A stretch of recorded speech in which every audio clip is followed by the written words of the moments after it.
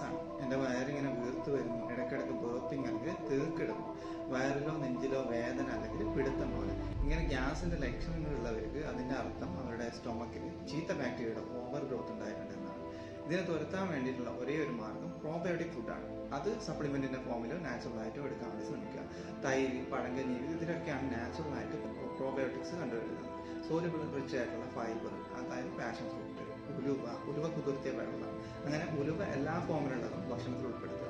ഇങ്ങനെയുള്ള കാര്യങ്ങൾ ശ്രദ്ധിച്ചു കഴിഞ്ഞാൽ നിങ്ങൾക്ക് തന്നെ മനസ്സിലാക്കാം നിങ്ങളുടെ വയറിലുള്ള പ്രശ്നം എന്തായിരുന്നു എന്നുള്ളത്. ലക്ഷണങ്ങൾ കൂടുതലായിട്ട് കാണുന്നുണ്ടെങ്കിൽ നിങ്ങൾ ഡോക്ടറെ